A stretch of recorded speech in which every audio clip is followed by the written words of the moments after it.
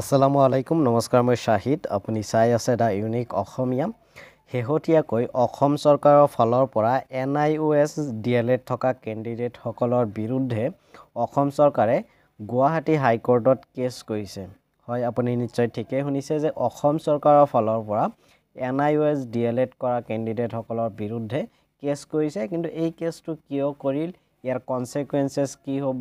বা কিয় কৰিব লগা হল এই গোটেইখিনি কথা আজিৰ এই ভিডিঅ'ত মই আপোনালোকৰ সৈতে আলোচনা কৰিম গতিকে ভিডিঅ'ৰ মাজলৈ সবিশেষ আগবাঢ়ি যোৱাৰ আগতে মই আপোনালোকক অনুৰোধ জনাম যদি আপোনালোকে এতিয়ালৈকে মোৰ চেনেলটো সাবস্ক্ৰাইব কৰা নাই তেতিয়াহ'লে এতিয়া মোৰ চেনেলটো সাবস্ক্ৰাইব কৰি বেল আইকনটো প্ৰেছ কৰি দিয়ক যাতে মই আগলৈ এনেকুৱা ধৰণৰ ভিডিঅ' আপলোড কৰাৰ লগে লগে আপোনালোকে নটিফিকেশ্যন পাই যায় আৰু সৰ্বপ্ৰথমে মোৰ চেনেলৰ ভিডিঅ'বিলাক আপোনালোকে চাব পাৰে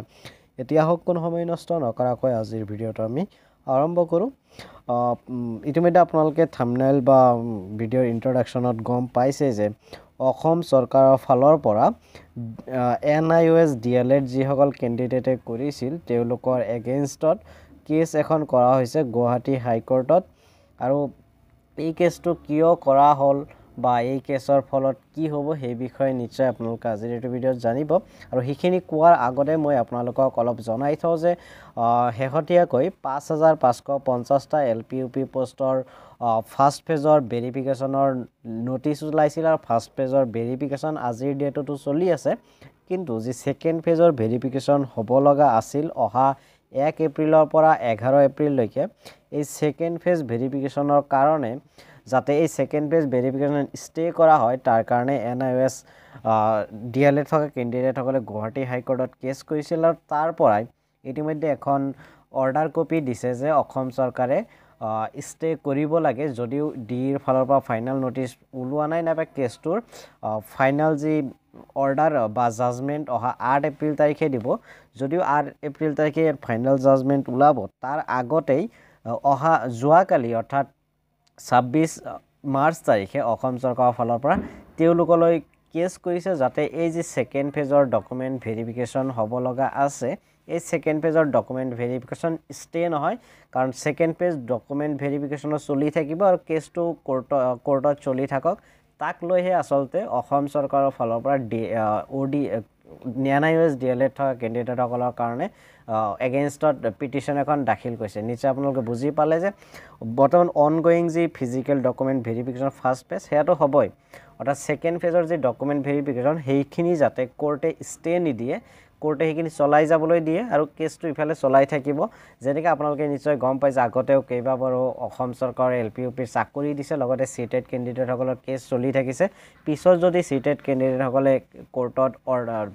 জাজমেন্ট পাইছে তেওঁলোকৰ পক্ষত তেতিয়াহ'লে সেইসকল কেণ্ডিডেটৰ লিষ্ট বেলেগকৈ ওলাইছে সো ঠিক একে কামটোকে বৰ্তমান ডিৰ ফালৰ পৰা কৰিব গৈ আছে যাতে তেওঁলোকে ভেৰিফিকেশ্যন কৰি কামখিনি ক্লিয়াৰ কৰি এইখিনিক এপইণ্টমেণ্ট দি দিব পাৰে লগতে যিসকলে কেছ কৰিছে তেওঁলোকৰ কেছটো চলি থাকক ফাইনাল যে জাজমেন্ট আহিব যদি NIOS কেণ্ডিডেটসকলে জিকে তেতিয়াহ'লে তেওঁলোকৰ লিষ্ট বেলেগকৈ বনাই তেওঁলোকে বেলেগকৈ চাকৰি দিব সো মূল কথা এইখিনিয়ে যে বৰ্তমান যিখিনি কাম চলি আছে এইখিনি যাতে ষ্টে নহয় তাৰ কাৰণেহে আসলতে পিটিশ্যন দাখিল কৰিছে ডিৰ ফালৰ পৰা ইয়াতে আপোনালোকে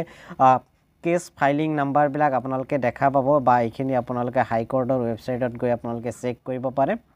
ইয়াতে ইম্পৰ্টেণ্ট কথা দেখা পাইছে যে ষ্টেজ অফ কেছ এণ্ড কোৰাম ইয়াতে দেখা পাইছে ফৰ ফ্ৰেছ এডমিশ্যন উইদাউট ষ্টে/বেইল অৰ্থাৎ যিখিনি ফ্ৰেছ কেণ্ডিডেট LPUPৰ চাকৰি দিব তেওঁলোকৰ যি চাকৰিৰ কাম কাজ সেইখিনি যাতে ষ্টে নোহোৱাকৈ কামখিনি চলি থাকে তাৰ কাৰণেহে আসলতে চৰকাৰৰ ফালৰ পৰা পিটিশ্যন দাখিল কৰা আছে এইটো এনেকুৱা নহয় যে NIOS কেণ্ডিডেটক আমি নিদিওঁ তাৰ কাৰণে এই পিটিশ্যন দাখিল কৰে এইটো তেনেকুৱা নহয় কিন্তু দেই আপোনালোকে ভুল নুবুজিব এইটো কাৰণে যাতে ষ্টে কৰিব নোৱাৰে কোৰ্টে তাৰ কাৰণে কোৰ্টৰ ওচৰত পিটিশ্যন দাখিল কৰিছে ইয়াতে আপোনালোকে দেখা পাব state Assam district Kamrup metro then judicial যি এৰিয়া হেৰা হ'ল চিভিল সেকশ্যন কোনে কেছ কৰিছে ইয়াতে আপোনালোকে দেখা পাব the state of Assam and others অৰ্থাৎ অসম চৰকাৰ লগতে অসম চৰকাৰৰ বিভিন্ন পক্ষ যেনেকৈ ডি হওক বা অন্যান্য সেকেন্ডাৰী এডুকেশ্যন কাউন্সিল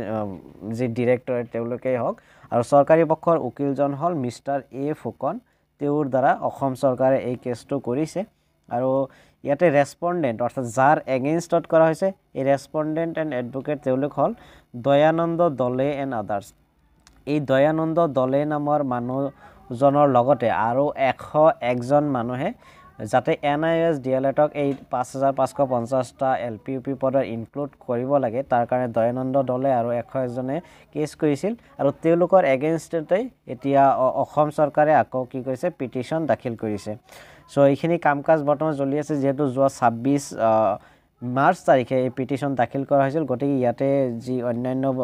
অৰ্ডাৰ্ছ বা কেটাগৰী সেইবিলাক ইয়াতে আপডেট হোৱা নাই। নিশ্চয় লাহে লাহে এইবিলাক আপডেট হৈ থাকিব আৰু আপোনালোকক কেছৰ আপডেট মই নিশ্চয় জনাই থাকিম। তাৰ কাৰণে আপোনালোকে চেনেলটো ছাবস্ক্ৰাইব কৰি থাকিব যাতে মই এই ধৰণৰ ভিডিঅ' আপলোড দিয়াৰ লগে লগে আপোনালোকে ন'টিফিকেশ্যন পাই যায়। গতিকে